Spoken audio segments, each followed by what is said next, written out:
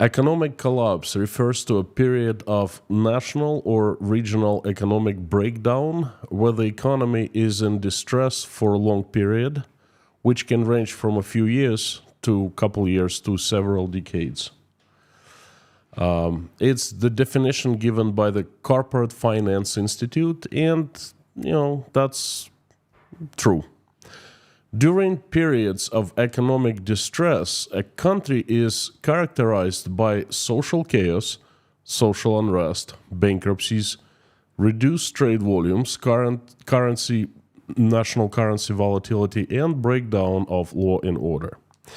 Let's take a closer look how Russia is doing in these departments right now, today. Nothing but the facts. Howdy, everyone. My name is Konstantin, and welcome to Inside Russia, where usual Russia is explained by the unusual Russian. What you will not find here is propaganda, BS, or lies. What you will find is truth, common sense, and logic, and emotions, because I am a human being. Let's talk a little bit about the state of Russian economy. And, so many people are saying, and Putin himself has just said that, Russian economy has withstood all the sanctions, everything that's been thrown to it. It's growing. It started growing again. Well, I'd like to give you the facts. All right, without further ado, let's go.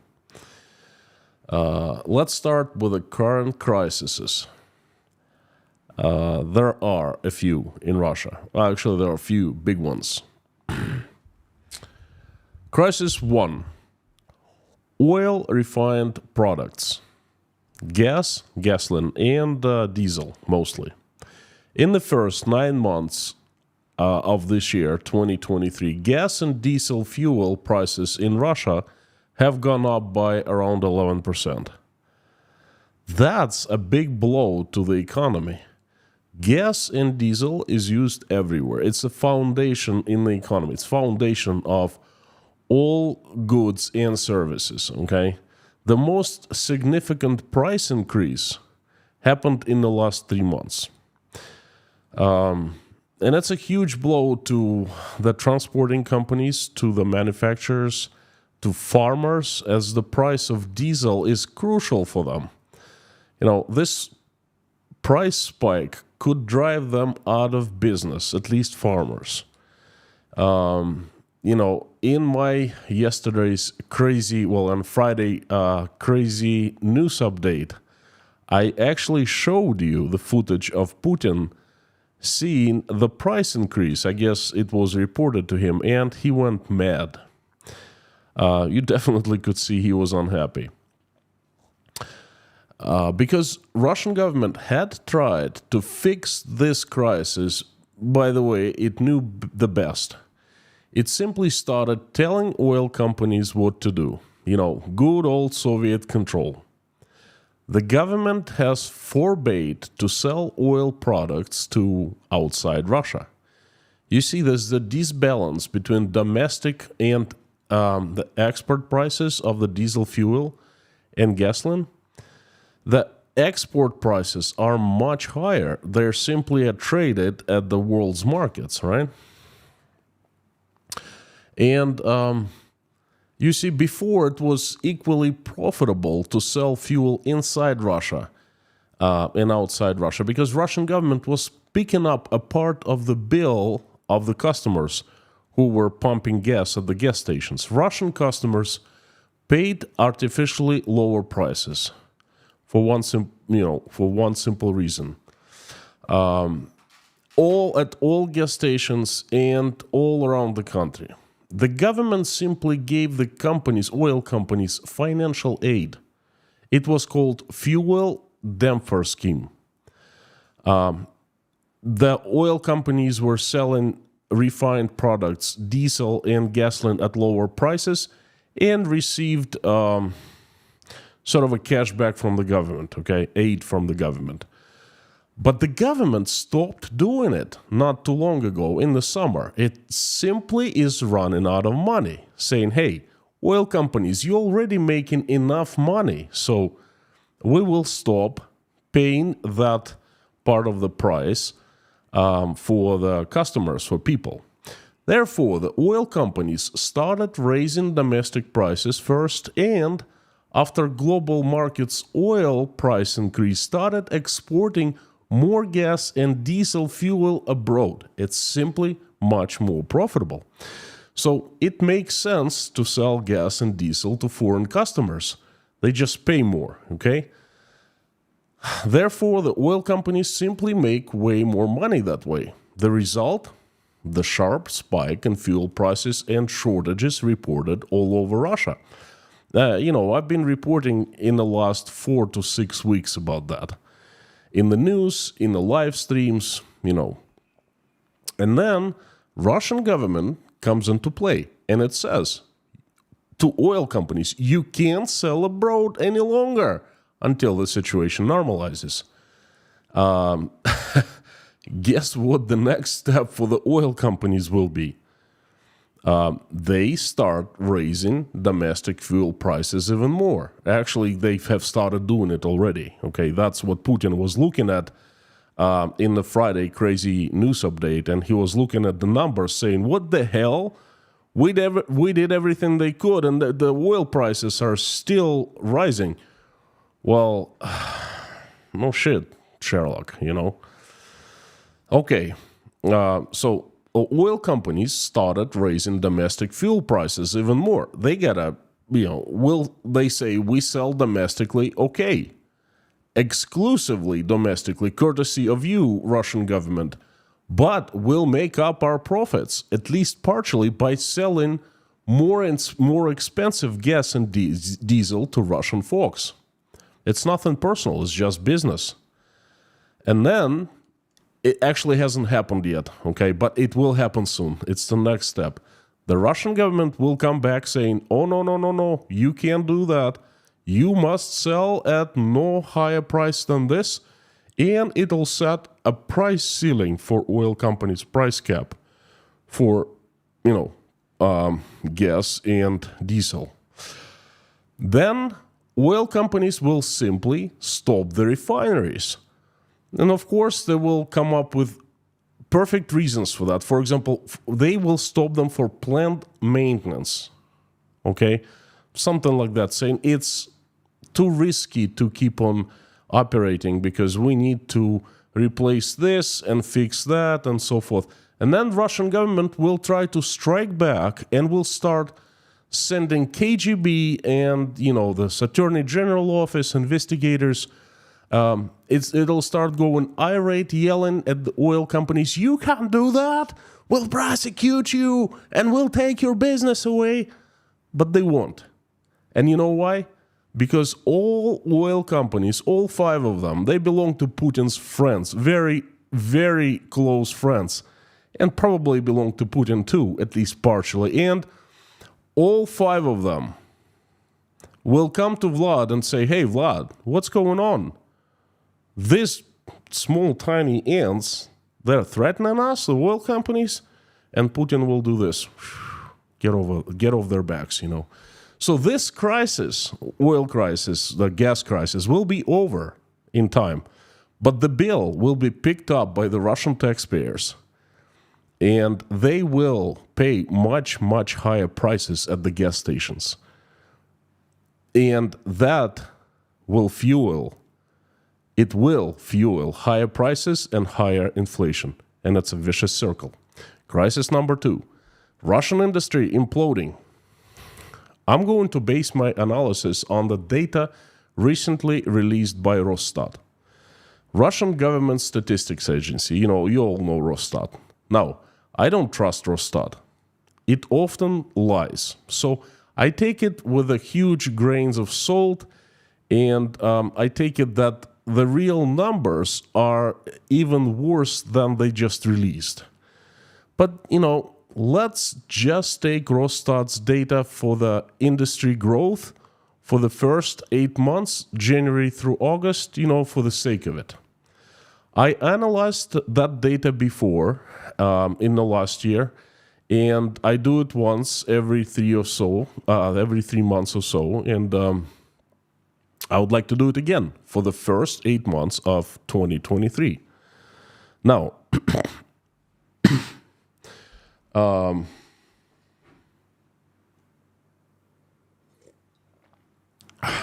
what are we seeing? Industrial growth, it does exist. There are 4 industries in Russia currently that they have shown growth. They are semiconductors, optics, and computers, 34% growth compared to the same period of last year, 2022. Heavy transport vehicles and equipment, including tanks, planes, and heavy armor, 30% growth. Military clothing, 27% growth. And metallic products, including guns and ammo, 27% growth. These 4 industries are directly responsible for the military production. I would say increased military production. Remember, the government has quadrupled military spendings for the year of 2023, and it's going to double, already quadrupled, for the next year, 2024. But we will see that soon. I'll tell you at the end of the stream what is happening. So these 4 industries have actually grown, okay? They've been pumped with government's money, and I believe that. I believe that they have grown. They are real numbers. Probably not as much, but they have grown. But the thing is, all other industries in Russia have shrunk. All other industries have shrunk. This is the unfolding crisis of Russian economy. Moreover, industry imploding is fundamental crisis. And it's going to last for not years, but for the decades. And I need to say nothing more here. Crisis number 3, agriculture. The prices for agricultural products have plummeted. Wheat, barley, corn, and rye have lost from 10 to 20% of their price, depending on country's region. And Russia is so diverse in regions, There are 2 main reasons for that. First, leftovers storing from the last year, record harvest. Hey, there's a war going on, so they couldn't sell it all last year, okay? And number 2, the second reason, is high export duties. The export duties were actually increased by the Russian government, and unfavorable currency exchange rate make it almost unprofitable for the farmers to grow and sell these soft commodities. And the reason number 3, although not that, you could say it's fairly important. Another record harvest. Russia has had 2 record harvests in a row. And I mean record in its history in Russia, after the USSR. So farmers cannot sell and recover their costs. They cannot sell what they have grown this year and last year, and they don't have. They can't make up their money. They're selling these soft commodities, these agricultural products at a loss. And this is a huge crisis. This is a huge problem. And the government doesn't simply know what to do with it. Crisis number 4, pharmaceutics. There's a growing number of drugs that aren't produced and sold in Russia anymore. Some of these drugs are vital. And why are there shortages? There are actually shortages. Why? Well, plain and simple. Russian market relies on imports and Western companies that produce their drugs inside Russia by using their technologies, know-how, and equipment. And all of a sudden, these companies, the Western companies, of course, they're from satanic evil West, they stopped manufacturing and they simply left Russia. Or they stopped relicensing their drugs, in order to sell drugs in in Russia, medicine, you need to license from the Ministry of Health in a special ministry. And the Western companies simply stopped doing it. You have to do it every few years or so. They don't do it for one simple reason. They don't want to do anything with Russia any longer. And this definitely is a social crisis, a cold shower for many, many Russian people. Crisis number one, unemployment disaster. Millions of Russians have left the country to escape the mobilization and simply because they don't want to live in Russia any longer. You know, I'm one of those people, I know quite well. Hundreds of thousands have been killed or became body or brain damaged, either dead or disabled. All of them are permanently, well, I should say all of us, are permanently out of workforce. That has led to the record low unemployment rate in the country. And actually in Russia's history, it's under 3% now. In Russia's history, we haven't seen this unemployment this low, okay? Now, it's a universally accepted that among all the economists, the healthy unemployment rate is considered between 5 and 7%, considering other circumstances. High unemployment rate is bad, but the record low unemployment rate is even worse. This record low unemployment rate is a disaster that's pushing the disbalance in the Russian economy even further. So, the 5 crises. Now, these crises I've mentioned before, just mentioned above, they are the biggest ones. By the way, there are many more crises going on, unfolding, albeit smaller ones, you know. But these big ones, worth mentioning, they are fundamental. They're having a strong and long-lasting effect on both Russian economy and society, and on people too. And these are just the crises. I'm not even mentioning the war, the export loss, you know, oil and gas exports, and the sanctions, etc. There's so many. It's like a perfect storm above Russia. So let's check what we have so far right now. Social chaos and unrest. Check. Huge shrinkflation, shortages of medicine, including vital medicine, high inflation, quickly dying middle class, and more Russian falling into poverty, especially the retirees. You know, we're seeing it all right now.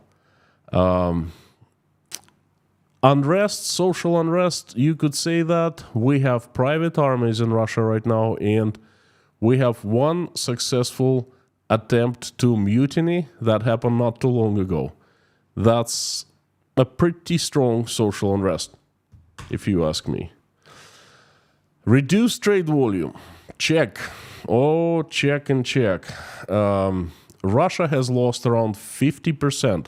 Folks, 50% of its exports, including oil and natural gas, metals, you know, as it's been hit by the strongest, biggest international sanctions in the history of humankind. So that's definitely going on. Currency volatility, Russian ruble volatility, check and check. Russian ruble trading at 49 rubles per dollar in the summer of 2022 last year, and in the summer of 2023, not too long ago. It was trading at 102 rubles per dollar. Right now it's trading at 98 rubles per dollar. Russian ruble in 2023 is among 3 worst performing currencies in the world. So check and check.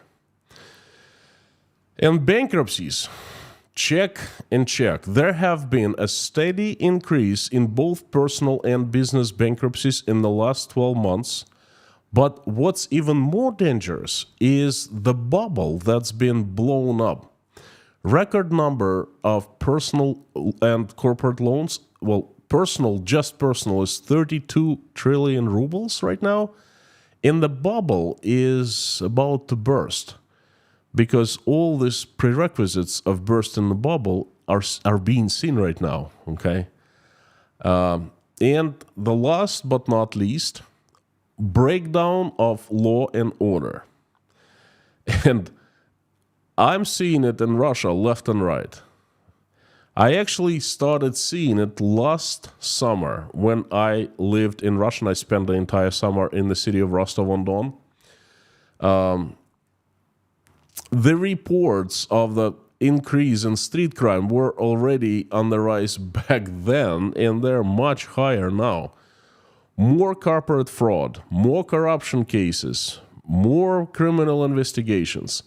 Russia is being consumed by a crime wave right now. Well, I think it's just the beginning. It's going to get so much worse, but it's already a significant change to the pre-war level. Remember, in Crazy News in March, I mentioned that there has been tremendous increase in personal security device sales and home security system sales. They just skyrocketed, okay? Now, why would Russians buy more stuff to defend them with or to monitor, their safety if they were feeling so safe? That's just the fact. Oh, so friends, whoever tells you that Russia has withstood the sanctions and its economy is doing well, its economy is growing, you know where to take those words and shove them. And next time you hear it, you do it.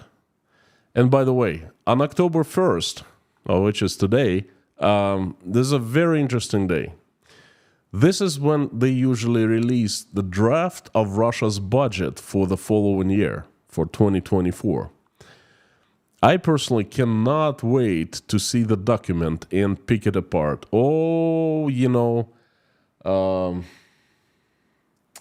This budget for 2023, it was done with the consideration of that huge extra sales of oil, regular sales at extra price. That happened in the summer and in the spring of last year, 2022. So that jump in price, they saved Russia, okay? But the thing is, that's it. Money's run out, okay? There is nothing like that to support and keep Russian economy afloat in 2024, especially, closer to the summer of 2024. So I'm waiting for this document so anxiously. As soon as I get my hands on it, I'm going to analyze it, read it, and definitely I'm going to make a stream about that, perhaps even tomorrow, because oh boy, it's going to show us everything we were afraid to ask, but wanted to ask about the Russian economy. And this has been my message. Thank you so very much. Again, I don't know what happened at first. Is this double second take? I apologize. Russian, not Russian, Uzbekistan internet is a thing unpredictable sometimes. It just turned off on me. So thank you so very much for coming, listening, watching, and thank you. It means a lot to me. I would like to invite you to carry on to the live stream chat, and we can converse, and I can answer your questions. Let me just turn the live stream chat on. While I am doing it, I'd like to ask you, as usual, to help me spread my message by making reposts of this live stream in your social media accounts. Thank you. Thank you so much.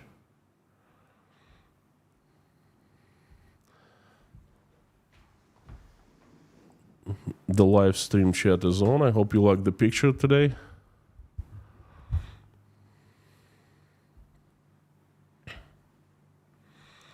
In case you're here for the first time, this community has the best moderation team in the world. Lorna, Mama K, Bob S, Harry Potter, Prince Amir Fazad. Thank you, friends. Thanks for watching my backs and my head, for that matter. And the usual suspects, fantastic to see you. Hope everyone is having a good Sunday. Please let me know what you think of my message. If you have any specific questions on Russia, Russian economy, I'd be glad to answer them. And as usual, if you want me to hear my message, to see your question or comment easier, then please put it in all caps and put inside Russia after that sign. So I'll see it. To see you. Thank you. Just like Beritus did. Howdy. To what extent can the Russian economy stay afloat with the support of BRICS countries? Thank you, Beritus. That's a good question.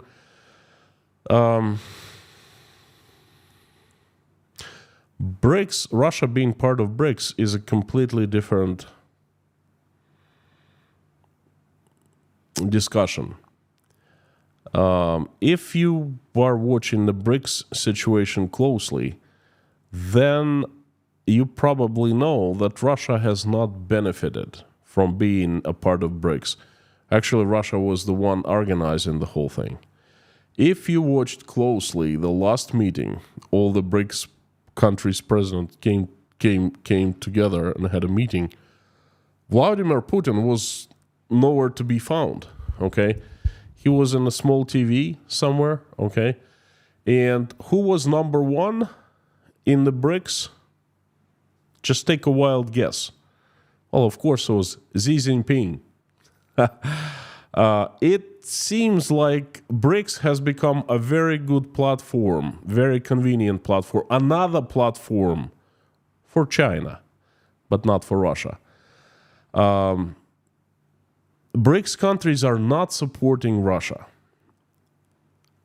The other way around, okay? Russia is doing oil trade with India in what currency? In Indian rupees. And Russia cannot spend Indian rupees. So they're just sitting there in the bank accounts in India, and it's basically Russia is supplying oil to India for free, okay? Russia is supplying oil to China in yuans, the Chinese currency. And yuans cannot be, it's not, it's a super regulated currency if used outside of China, okay? Although the use of yuans is more than rupees, okay, still, it's not the US dollars. There is no support coming from India, Brazil, China to Russia. Perhaps China is supplying weapons. We don't know that. There are rumors going, and but they're not doing it for free. They're selling it. So what exact support do you mean in your question? Okay. If you explain me the support, I can at least talk about that, but I don't see any. Okay. To what extent? I think your question should have been. I would have rephrased it. Okay. I would say, to what extent can Russian economy stay afloat, supporting itself? Now, I answered this question before. My estimation, I thought it's actually doing better than I thought it would do. I think it'll run out of money around April next year. So not too far. I thought before, I thought towards the end of this year, and I extend by 4 or 5 months. So this how long it can afloat. My wife disagrees with me. She thinks Russian economy, Russian government can float its economy longer, but it would have to do harsh measures. Start nationalizing companies, increasing taxes like crazy, and things like that. So we'll see. Crusader Damien, howdy, thank you. How can we believe any financial info reported by Russia? Every report has been manipulated up until now. The head would make what would make this one different? Now, again, Crusader Damien, thank you so much. Fantastic question. I cannot disagree with you about vranье, fakes coming out of Russia.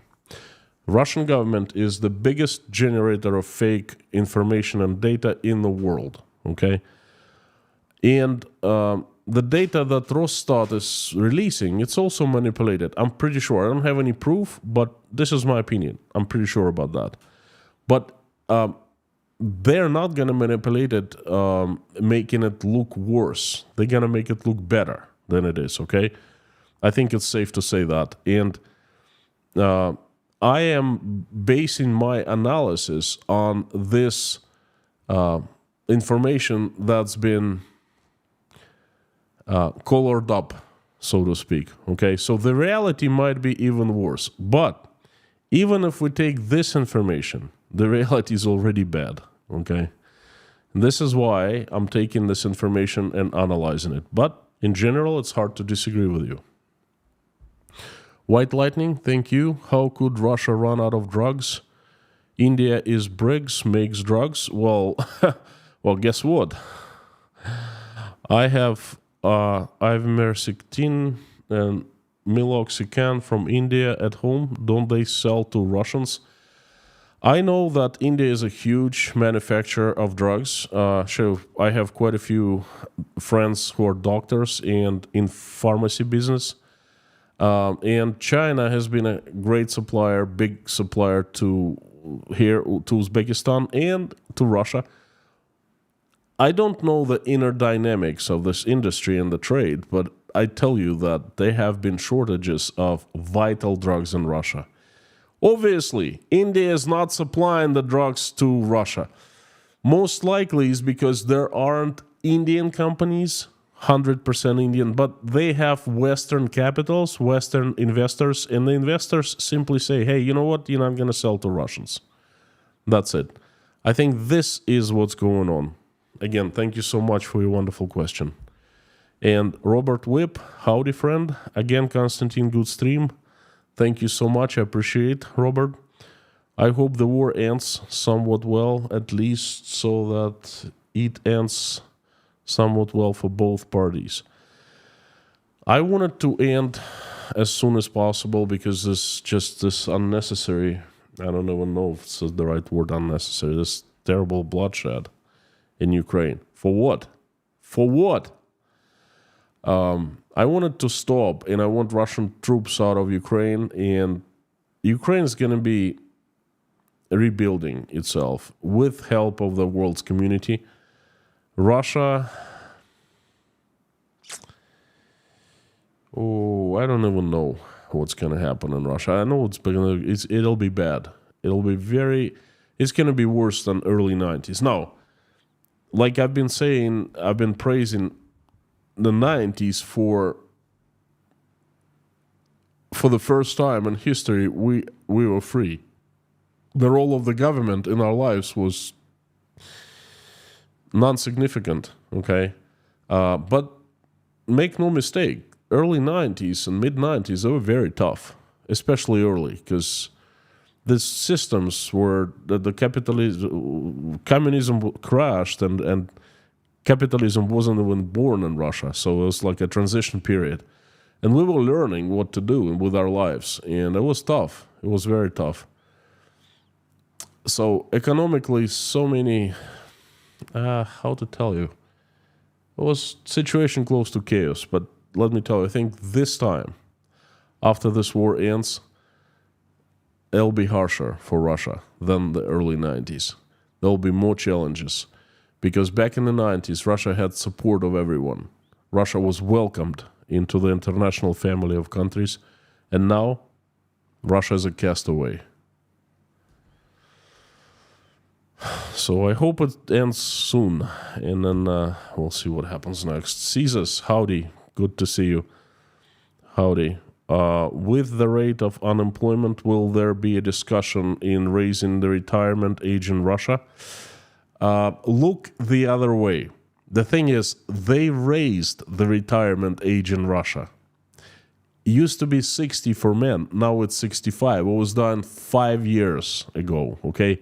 They cannot simply just raise it until 70, okay? They created this new crazy system of like a scoring system. And my cousin, who's 64, he cannot retire until 67 because he doesn't have enough scores. He worked for himself all his life. Thing is, you have to be employee, and your employer must pay the special social tax for you. That gives you more points, and he doesn't have it. He's been an entrepreneur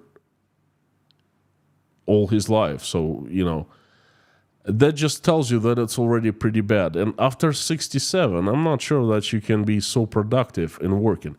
But you're looking at the right direction, the right question, just the wrong direction. Look the other way. They trying to lower the age of kids so they can start working at 14 at the factories. I kid you not, 14. They've been discussing this in the state parliament. They're saying, well, World War II, kids were fine working at the factories at the unskilled workers, as unskilled workers. Why don't we do that? That's good for them to work, Labor gives you discipline and gives you work experience, gives you life experience and so forth. They trying to make this picture look good, okay? So your question is absolutely right. But not just upping the retirement age, but lowering the entrance age into the workforce. Wrong way? I love your name. Thank you so much. Enjoy the coffee. Oля skipped her part and she didn't bring me tea. A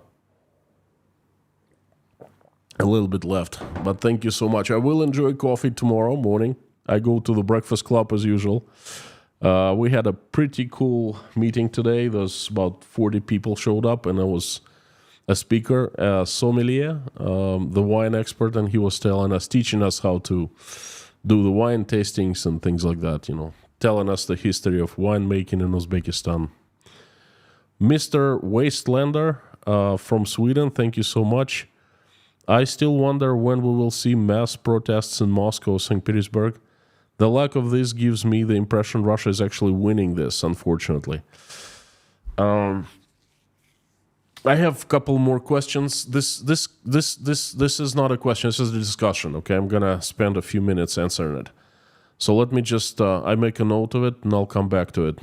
Frank in Texas, thank you so much for sponsoring 10 people. Thank you. I hope you liked last Saturday, 2 days ago. We had a private live stream for sponsors and patrons. So it was fun. Thank you. T. Joanne, thank you so much from Norway. Thank you for coffee. I appreciate it very much. No message, but your message is heard loud and clear here in Uzbekistan. Jay Spike, welcome to Inside Russia, new sponsor. Thank you, friend. We keep on praying for you. Let me know how it's going. Wayne Guin, welcome to Deep Inside Russia. That's a higher tier of sponsorship. Thank you, friend. Thank you. Fantastic to have you. Michael Silberg, Russia is suspected of developing a device to attack individuals with focused microwave sonic energy. First reported in Havana, Cuba. Thoughts? Science fiction. I heard about this technology in the 90s, early 90s. Then there was a case in Havana. Yeah, I remember that.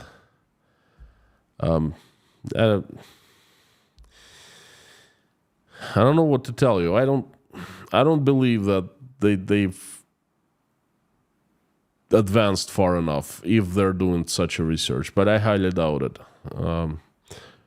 Radek Novak from Czechia, thank you so much. I think band on the upper deck will play sonatas as long as possible. Then the ship will sink in one moment. That's my point exactly. Late payment will make people angry. Late payments will make people angry. They're coming. It's not rocket science. There will be late payments. I've seen this before. My dad, my mom, She worked at the bank in 1994, I remember, and the bank was in charge of. So the government is paying directly to people, the pensioners, but then the banks outsourced back then, and my mom was in charge of like a few blocks of the city, not a big area, quite a small one, but the money went through her department, and they had actually people going and knocking on the doors and giving out pensions.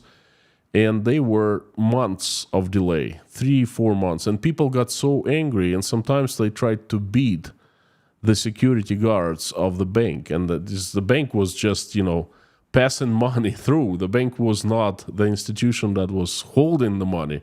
But the pensioners were always angry at the ones who were bringing the money. So I remember that quite well. And that was like the worst fear of Russians for that time to come again. But it's coming again, courtesy of Russian government, Thank you. Stefan Dueling. In prelim budget in 2024 in the USA and no UA aid, and new leader of Slovakia has no interest to continue aid for Ukraine. Is Ukraine support going to erode? Not a question to me. I hope not. I hope not. I think and I hope that what's going on right now is just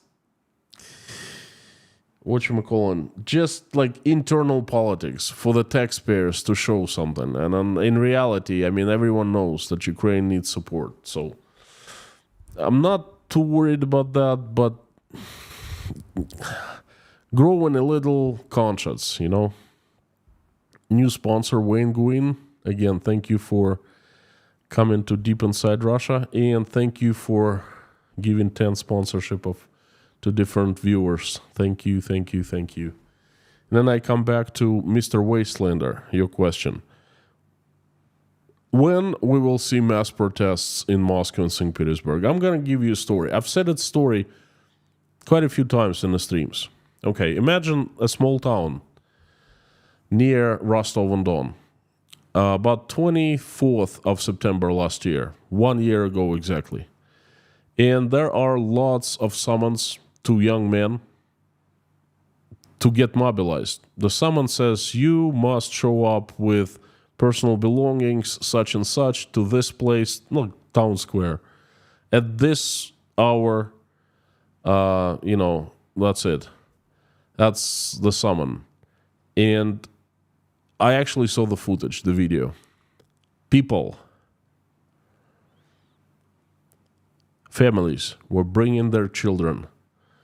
There were a couple buses with mobilization office, draft office people, and there were a couple cops, cruisers.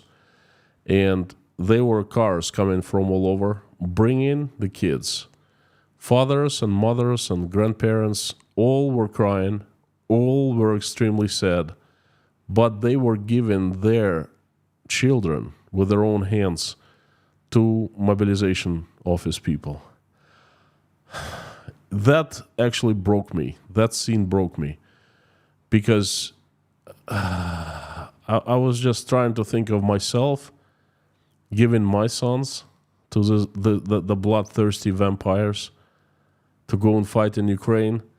I would cut off my hands first to do that, okay? I would do anything possible to take my kids, hide them, run away. I don't know, anything. I would give everything I own, my house, cars, whatever I used to own, money, just to get them away. And these people, they were bringing their own kids and giving them. Men were crying. Don't get me wrong. They're loving parents. Women were crying. Grandparents were crying. And the kids were crying. I mean, kids, 20s, probably even 30s. They were wives and their children also, seeing them off. But I don't think that anything can happen worse than that.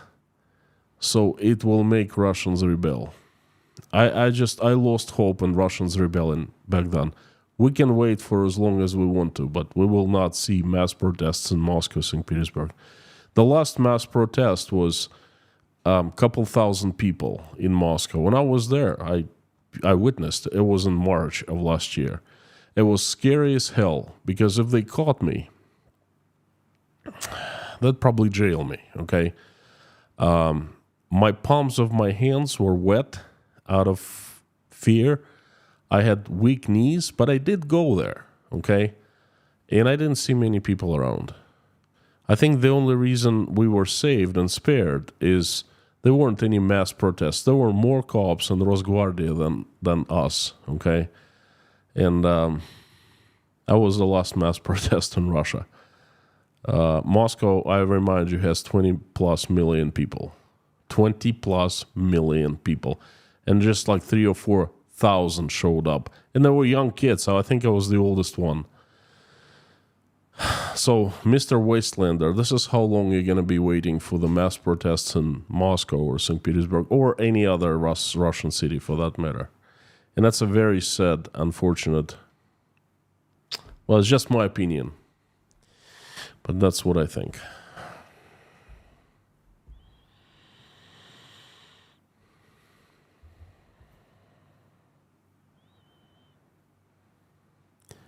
Two minutes to midnight. I wonder how much of the ruble's money is being stored as an oligarch's slush funds exit plan if they ever have to get out of Russia in a hurry. How?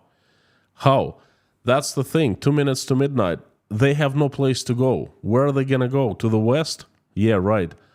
Dubai is the only safe haven right now, but Dubai is being pressured by the United States to close its gates to Russians. Russian oligarchs have no place to go to.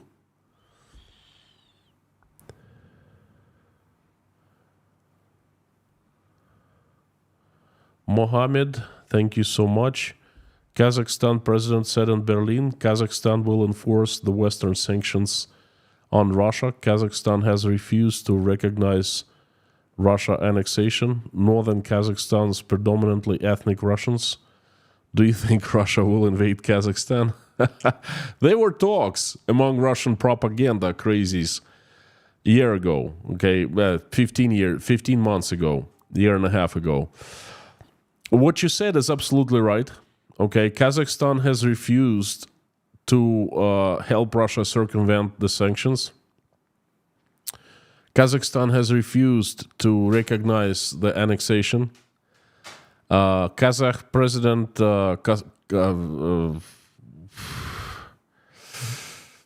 ouch, it's a complicated name. Anyway, this guy, I like this guy, okay? He slapped Putin openly in St. Petersburg Economic Forum of last year, 2022, by saying Putin was expecting him to say, well, we support Russia, and said, never, Kazakhstan will support annexation of Ukraine.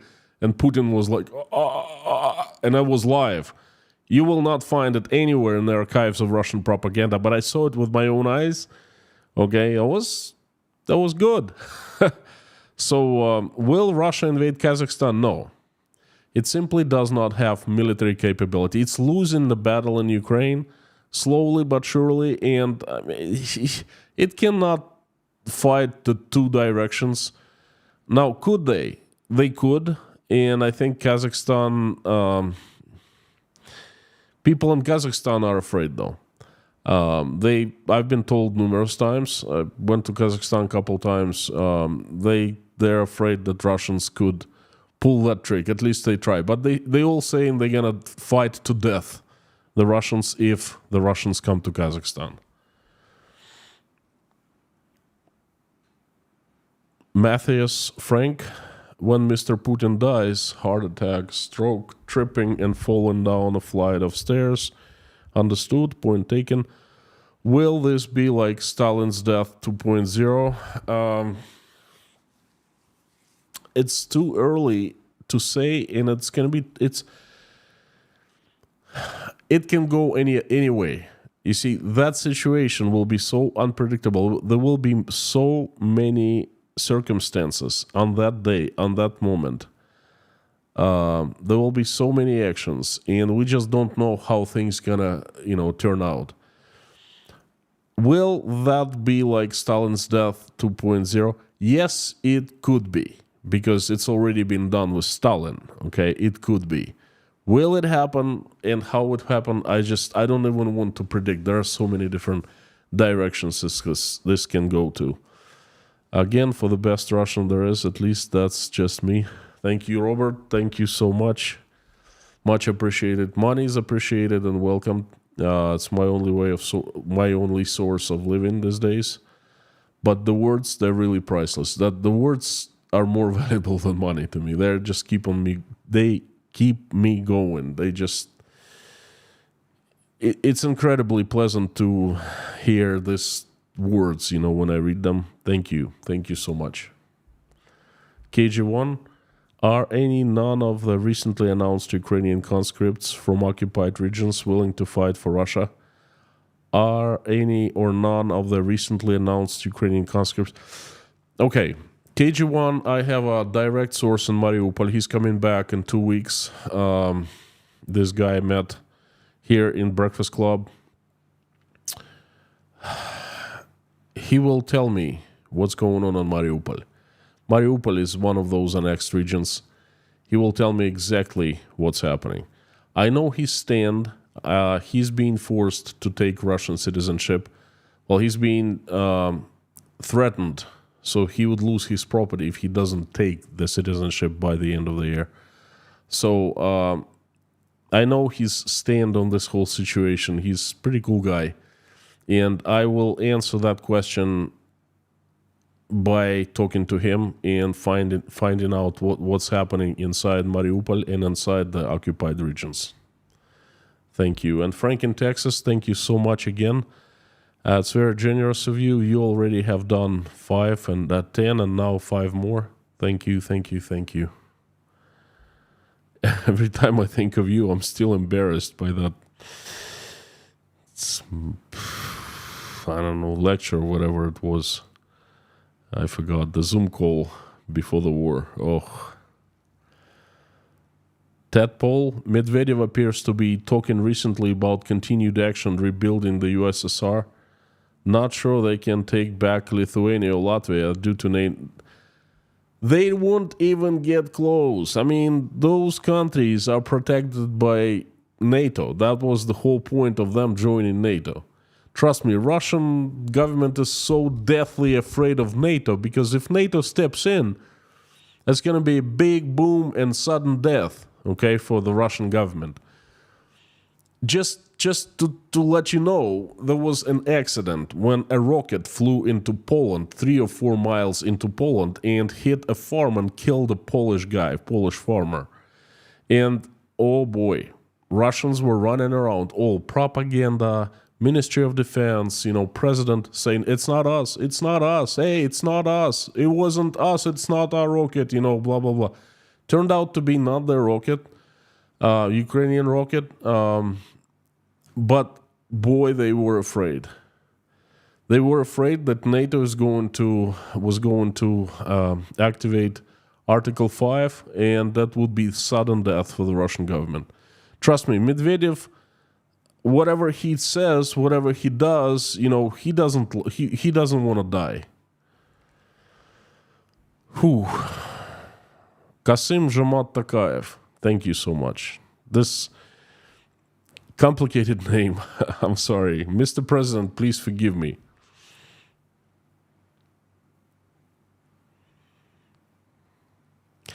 What about Russia selling oil with its gray fleet? Is that true? It is true, but BSW, there are 2 things to consider. First of all, the volume of oil sold through the gray fleet is they cannot sell as much as they used to sell through the pipelines into Europe. Plain and simple, okay? The second thing is they sell oil to the border of Russia, let's say to Kazakhstan or to China or to any other country, and that's it. That $60 per barrel stays in Russia. Whatever's taxes go to the Russian budget, and the rest is resold many times to shake off all the monitoring people, but the traders that they belong to, the probably friends or relatives of the oil executives, And they have nothing to do with the Russian government, with taxes. It's their oil and their profit. So it's them, it's the traders outside Russia who profit the most. Russian oil companies don't profit as much anymore. So it's true, but it's not such a huge impact that Russia is selling through the Gray Fleet.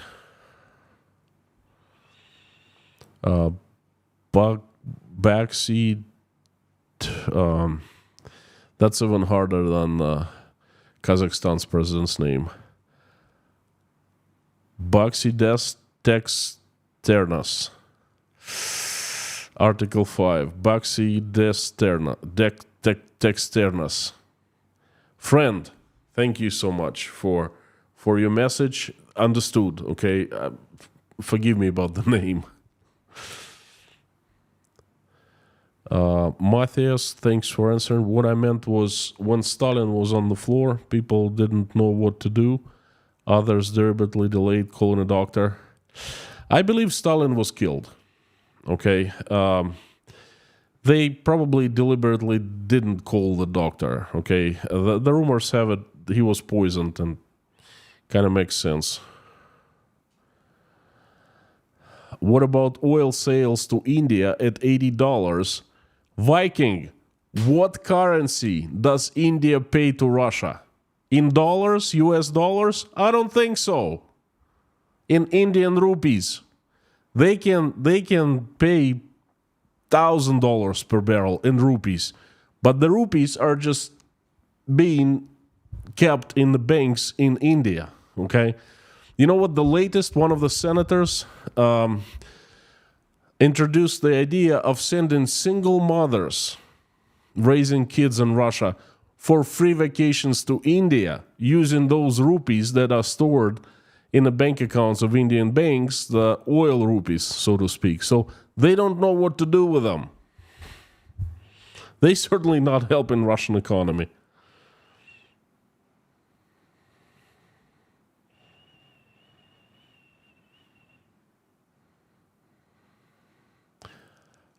Craig Cruden, if Russia doesn't make much money from the oil sales, yet the non-loss of oil doesn't inflate the price of the world market, it's a win-win for Ukraine and the world. Well, first of all, Russia still makes money from the oil sales, just not as much as they used to. Okay, that's one thing.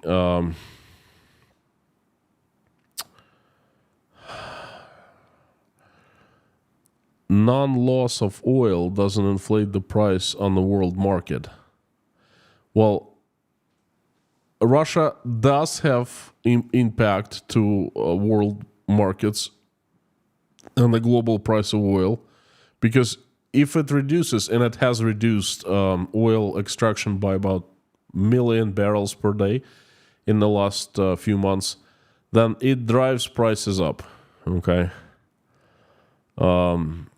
It's a win-win for Ukraine and for the world. Nah, not so sure.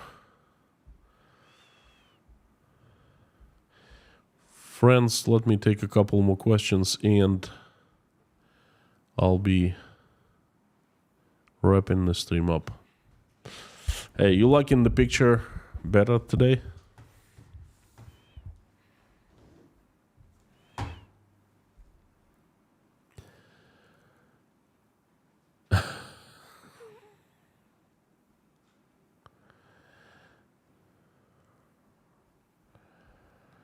I missed a super chat from Boris C. Thank you so much. CIA will have support for Ukraine. Not just CIA, but everyone else, I think.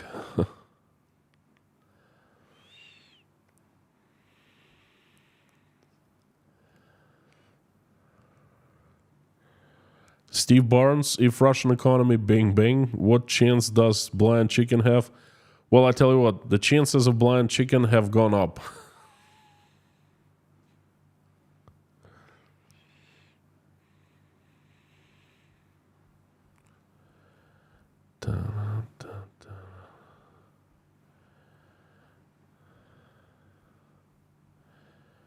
Two more questions and that's it.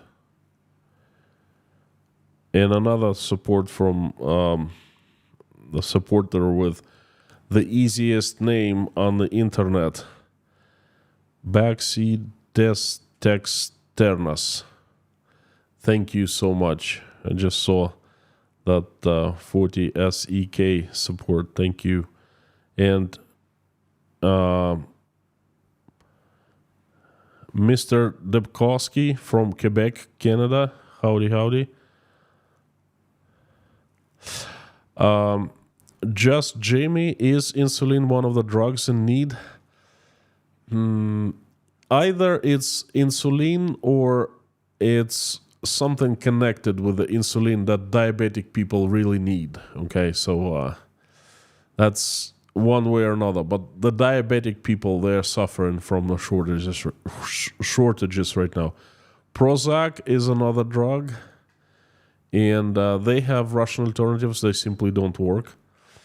I shouldn't say don't work. They don't work as effectively as Prozac, and their Prozac use has been skyrocketing in Russia because there are so many people getting depressed and and they need some kind of a mental support.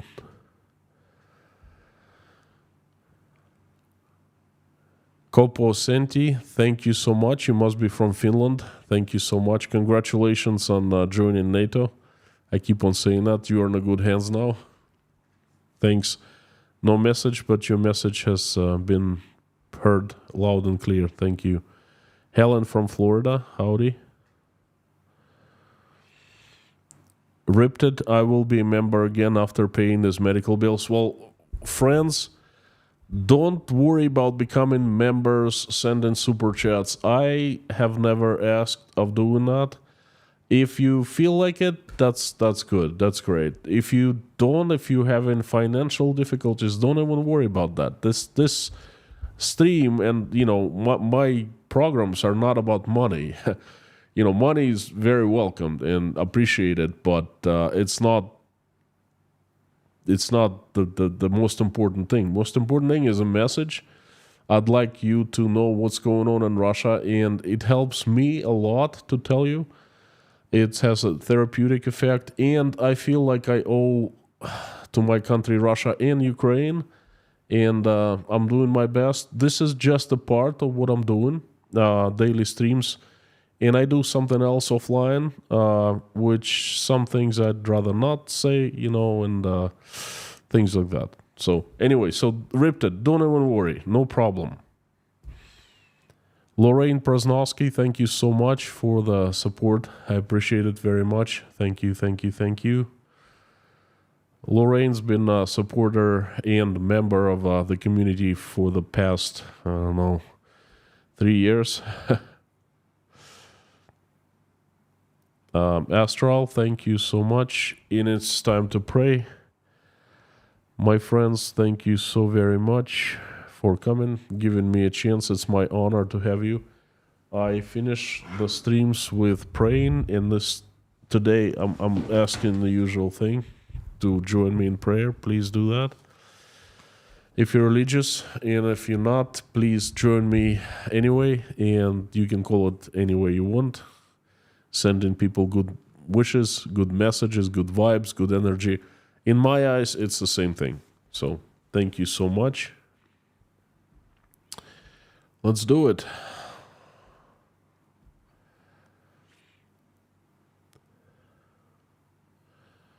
Looks like I just missed a super chat from John Engelson. Thank you so very much for your wish. Keep up your good work. Thank you.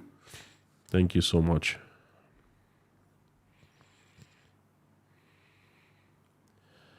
And from Christine Frost as well.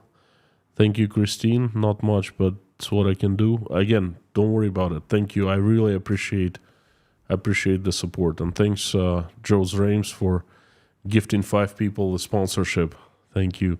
My screen, it shows 2, 5, and 5. So thank you, friend.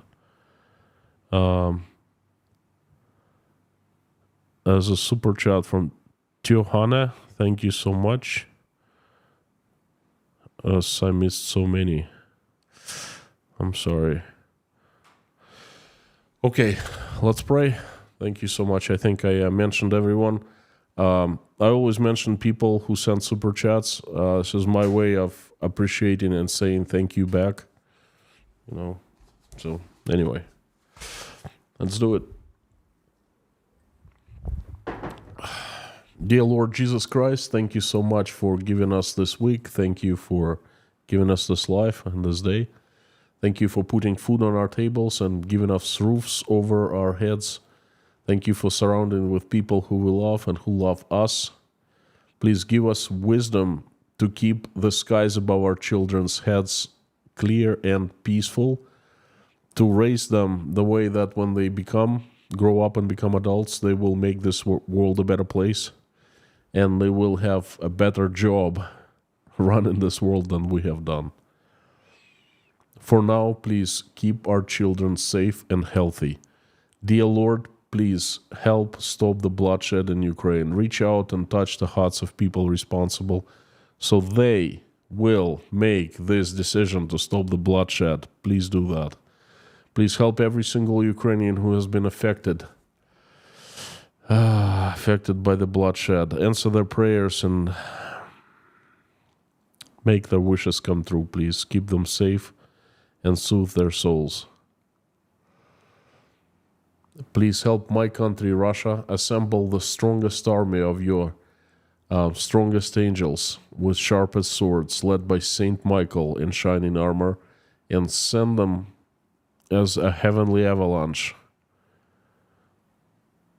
onto this earth to get rid of the demons that have hijacked my country, and get rid of them forever. Please have angels run Russia, make it peaceful, loving, loved, respecting, and respected. Please help everyone who is traveling, send them safe travels, and help everyone who is seeking for an asylum. Thank you. Please help all the single mothers who are raising their children, struggling, trying to make their ends meet. Please help everyone all the Ukrainians who are suffering from the strikes from Russian missiles right now. And answer their prayers, please. Please help all the sick, the hungry, the addicted, the homeless, the jobless, the depressed, the ones who are suffering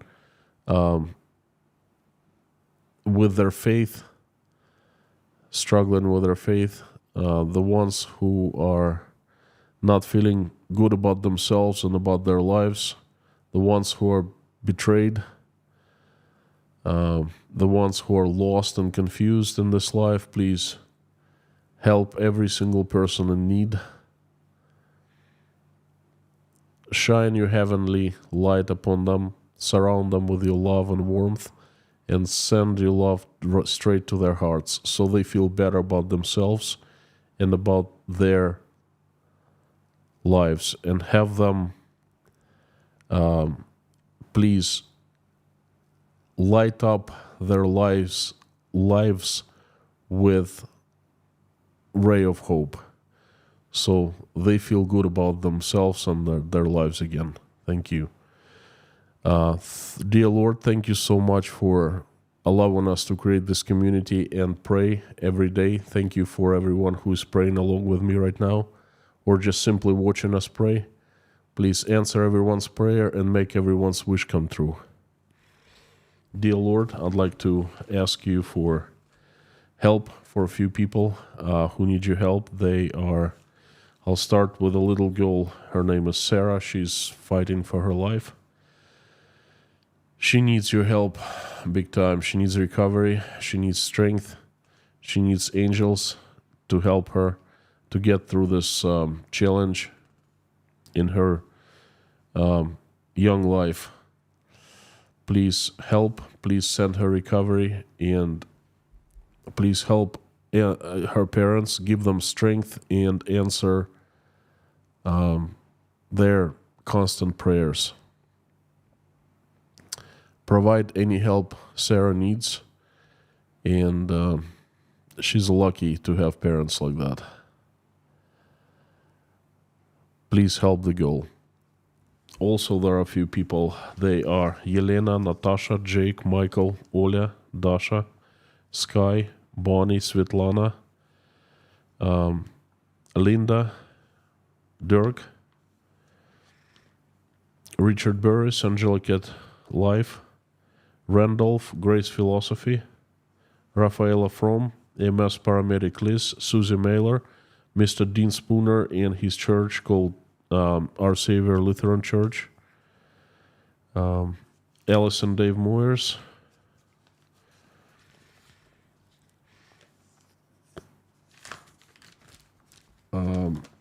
Wayne, who's fighting 2 cancers right now. Please send your help and your angels. Anna in Poland, Scan family. There are so many members who need your help. Please send your angels to watch over Scan's family. Summer 613's mother, please send recovery. Sam from Kiev, Buzz Salmon, Leslie Fleming's daughter, Jay Spike, Jason Connor, Keith from Florida, Janice Stevenson, Ann Larson, her family, and daughter Hannah, White Lightning, George Ruberty, Pam, Darla, Bip, Liz Dumbrell, and Liz Dumbrell's family, David Porter from Ukraine, from Chernovtsi, his family and everyone from Chernovtsi, the Highwayman, Teresa D, Joan Lee McMahon, Meta Spencer, Pamela J, and Stefan from Sweden. Dear Lord, please help all the children from Ukraine who have been affected by this terrible tragedy, and please help all the children who are not feeling well. Please send them recovery. Thank you so very much. Our Lord Jesus Christ, amen. Friends, thank you for coming. Sunday, there is a good week ahead of us. Today is October 1st, which is fantastic. I would like to thank you again for coming, giving me a chance. It's an honor. I think you're absolutely awesome and you rock. And please come back for another message. There will be one tomorrow. Hopefully I will be able to, if they release the draft of the budget for 24, there's plenty to discuss. So please come back and let's talk again. And before I sign off, I, as usual, ask you to say along with me, out loud as you can, Carthago delenda est.